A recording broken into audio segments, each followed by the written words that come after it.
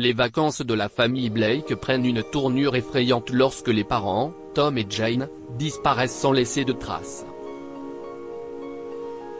Les jeunes adolescents, Tim et Sarah, vont devoir se débrouiller seuls pour survivre s'ils veulent avoir une chance de retrouver leurs parents. Vous allez bien vous amuser au lac. Le papa sourit à Tim et Sarah. Nous irons à la pêche, nous ferons des feux de camp, nous camperons. Il y a tellement de choses à faire que ce sera une nouvelle expérience pour vous deux. Tim et Sarah échangèrent un regard. Ils avaient espéré visiter Disney World pour leurs vacances annuelles ou louer un yacht à Hawaï. Camper au bord d'un lac minable ne figurait même pas sur leur liste d'aventures de vacances souhaitables. Nous pouvons aussi aller sur certaines îles à la rame, ajouta la maman. Votre père et moi avons toujours voulu explorer la cabane hantée de l'île de l'Élan. La cabane hantée? Les enfants étaient maintenant beaucoup plus intéressés par cette idée de vacances au bord du lac. Nous pourrions voir un Sasquatch, dit Tim. Ou un Gumberoo. Ou trouver des preuves de l'existence de fantômes, dit Sarah en se tournant vers ses parents. Nous sommes partants. Quand est-ce qu'on part? L'excitation des enfants s'est vite estompée lorsqu'ils sont arrivés au lac. Les cabanes étaient nichées parmi les arbres qui bordaient la rive, et chacune d'entre elles semblait avoir été construite par des pionniers. Pendant que leurs parents portaient leurs bagages à l'intérieur, Tim et Sarah se tenaient sur le chemin et regardaient la cabane dans laquelle ils allaient passer la semaine. Si nous voyions une créature bizarre, je me jette dans ses mâchoires pour ne plus avoir à supporter cette situation, dit Tim. Sarah regarda son frère du coin de l'œil. Tu piges? Tim et Sarah passèrent l'heure suivante à se plaindre de l'odeur à l'intérieur de la cabane, de la poussière et des diverses petites bestioles qu'ils trouvaient. Leurs parents ont tout balayé d'un revers de main, à leur grand désarroi. Nous sommes dans la nature, les enfants. Profitez de l'expérience. Votre père est en train de faire un feu pour que nous puissions manger du poisson cuit au barbecue et des pommes de terre cuites dans la braise. Plus tard, nous pourrons peut-être chercher des plantes comestibles dans la forêt. Si est-il pas génial? Sarah sursauta. Si est-il une blague? Je ne vais pas manger de la nourriture cuite dans la braise. Si est-il dégoûtant? Je veux des plats à emporter à la place. Dans quel genre d'enfer nous avez-vous amené? S'écria Sarah une fois que leur mère eut fini de leur expliquer qu'il était impossible d'acheter des plats à emporter dans cette région. J'insiste pour qu'on rentre à la maison demain, sinon je m'enfuis. Moi aussi. Tim était au bord des larmes. Les vacances sont censées être amusantes, maman, mais au lieu de cela, tu nous tortures. Allez, les enfants. Maman leur prit la main. Je sais que si est un peu plus dur que ce à quoi vous êtes habitués, mais ce sera quand même amusant. Il y a beaucoup de joie à vivre dans une vie simple et à passer du temps en famille. Les gens de la banlieue vivent une vie simple, ça ressemble plus à un sans-abri. Oui, ajouta Tim. Ou vivre au siècle dernier. Comment se fait-il qu'il n'y ait pas un seul restaurant qui livre ici? Comment ces gens font-ils pour survivre? Ils mangent des pommes de terre au charbon, dit Sarah en se lamentant. Et des poissons qu'ils tuent à main nue. Sarah quitta la pièce en courant et Tim la suivit. Leur mère, Jane, enfouit sa tête dans ses mains. Pendant ce temps, le père des enfants, Tom, prenait plaisir à préparer le dîner. Il était heureux d'avoir attrapé un poisson pour le dîner et n'avait pas perdu son talent pour préparer des pommes de terre grillées parfaites. Il leva les yeux en souriant lorsqu'il aperçut Jane qui s'approchait, mais son sourire s'effaça lorsqu'il vit son expression triste. Jane alla s'asseoir à côté de son mari sur une bûche près du feu. Il n'apprécie pas du tout les choses simples de la vie. Qu'est ce qui s'est passé? Tom passa son bras autour des épaules de Jane. Ils refusent de manger. Ils sont dégoûtés par l'idée de manger un poisson que l'on a pêché nous-mêmes, et des pommes de terre au charbon comme l'a dit Sarah. Jane poussa un soupir. Ils veulent rentrer à la maison. Tom serra la mâchoire. Certains de ses meilleurs souvenirs étaient liés à des séjours en camping en famille, et il ne pouvait pas croire que ses enfants ne voulaient même pas donner une chance à ses vacances. Eh bien, toi et moi, nous aurons un bon dîner, et nous trouverons quelque chose pour faire participer les enfants. Tom serra Jane dans ses bras.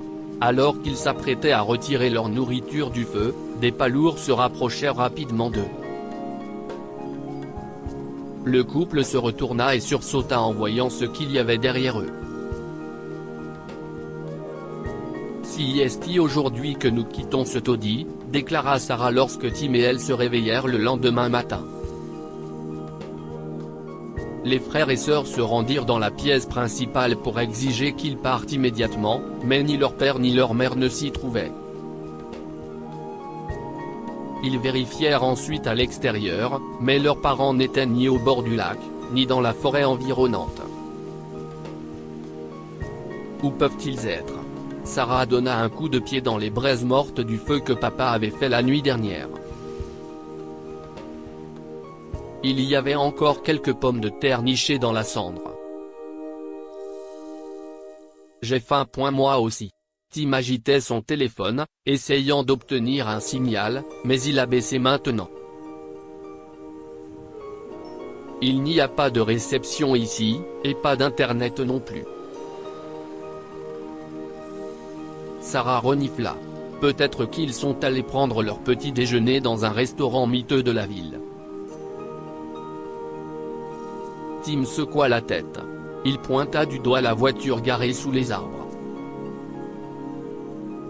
Ils n'ont pu aller nulle part sans la voiture, Sarah. Je pense qu'il leur est arrivé quelque chose. Tim et Sarah ont fini par avoir tellement faim qu'ils ont récupéré les pommes de terre dans les cendres et les ont mangées. Lorsque le soleil a commencé à descendre sur le lac et que leurs parents n'étaient toujours pas rentrés, Tim et Sarah ont décidé de fouiller la voiture. Papa n'avait pas utilisé de carte ou de GPS pour les conduire jusqu'ici, et le seul argent qui se trouvait dans la voiture était quelques centimes qui traînaient dans la boîte à gants. Il n'y avait pas d'NK ni de nourriture, à l'exception de sacs de pommes de terre. Les enfants se sont recroquevillés sur le canapé pour discuter de leur situation, mais aucun d'entre eux ne savait quoi faire. Leur téléphone portable ne fonctionnait pas et ils n'avaient vu personne d'autre de toute la journée. Ils ne pouvaient pas non plus marcher jusqu'à la ville, qui se trouvait à des kilomètres de là, et ils n'étaient pas sûrs de l'itinéraire. Nous allons mourir ici, n'est-ce pas? Sarah renifla. Je n'abandonnerai pas sans me battre. Tim serra sa sœur dans ses bras. Et si un clochard fou de la forêt les avait tués? Sarah regarda Tim avec de la peur dans les yeux. Ou un Gumberou? Cela effraya Tim, mais il resta stoïque. Il était l'aîné et savait qu'il devrait s'occuper de sa sœur. Il la réconforta et les frères et sœurs allèrent se coucher, mais ils ne dormirent pas tranquilles. Des bruits étranges émanaient de la forêt et Tim était sûr d'avoir entendu quelqu'un marcher autour de leur cabane.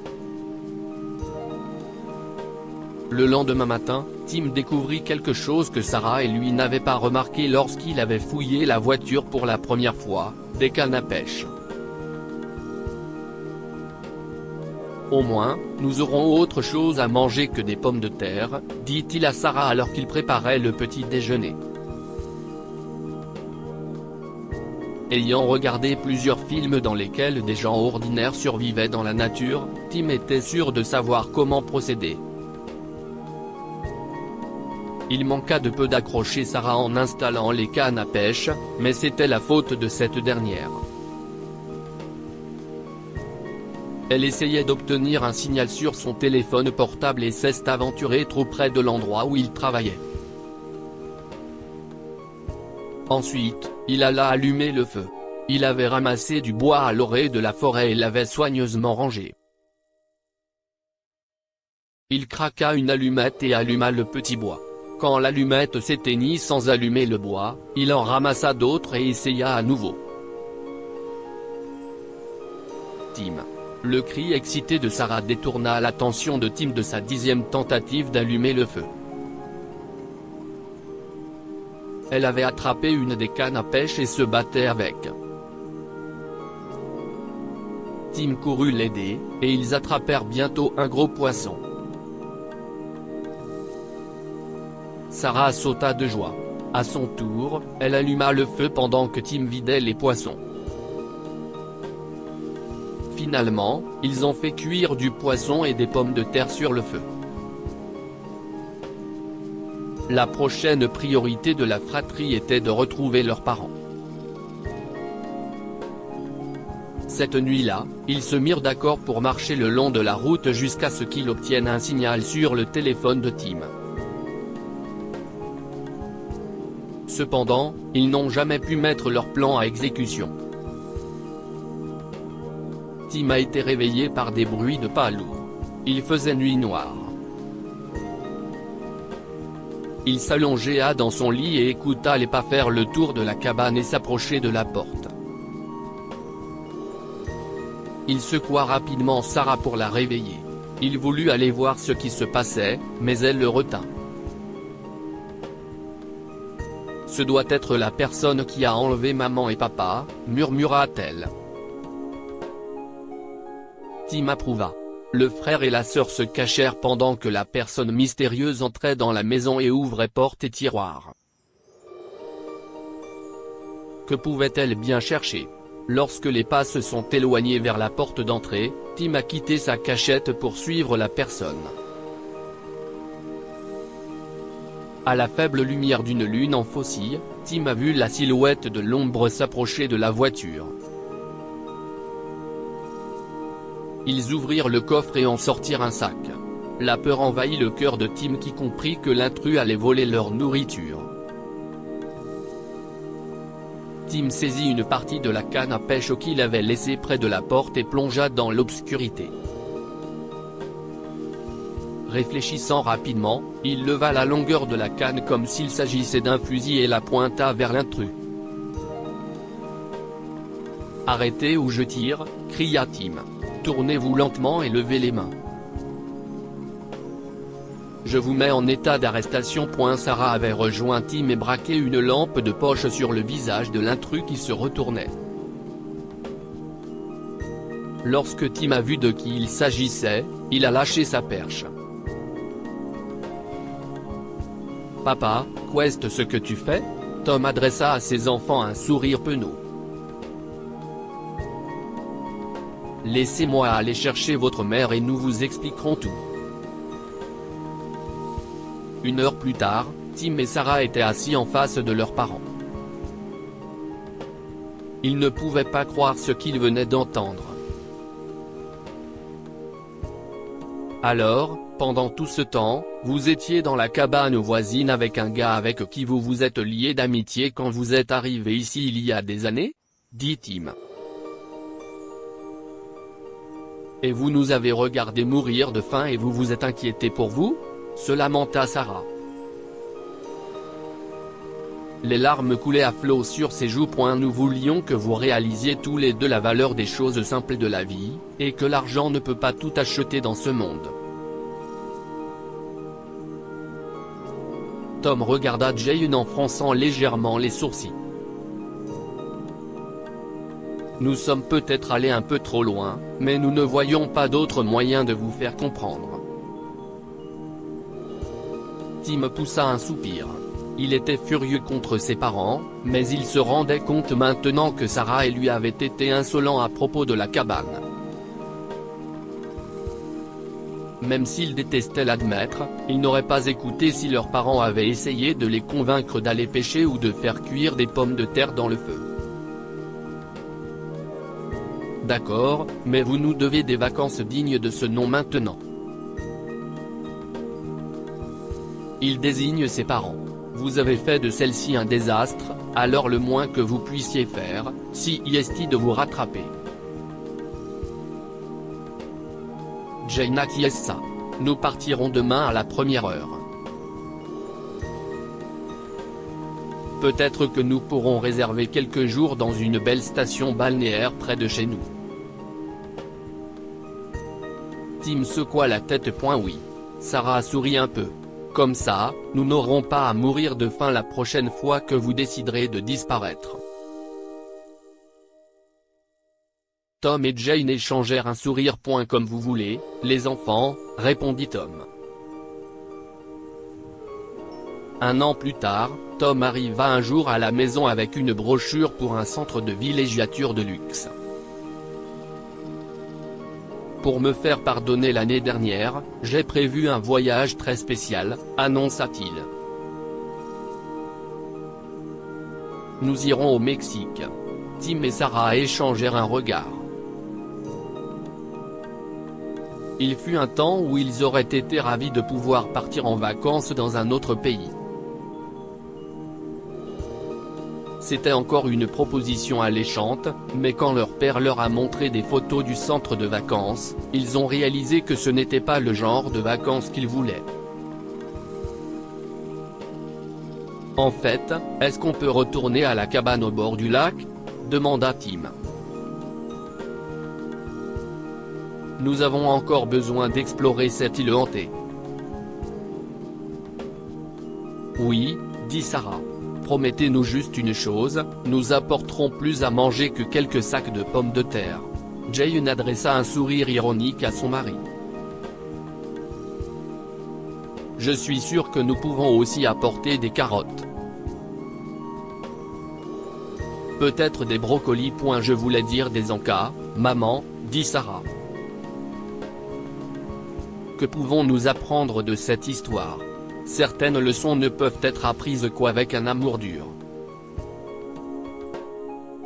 Tom et Jane pensaient que leurs enfants seraient heureux s'ils menaient une vie facile, mais au lieu de cela, ils leur ont appris à valoriser les mauvaises choses. Une leçon radicale était nécessaire pour montrer à Tim et Sarah une meilleure voie. Les choses simples de la vie peuvent être les plus importantes. Lorsque leurs parents ont disparu, Tim et Sarah ont lutté parce qu'ils ne savaient pas comment survivre sans le confort moderne. Partagez cette histoire avec vos amis. Elle pourrait égayer leur journée et les inspirer. Abonnez-vous à Mon Mama sur Google News.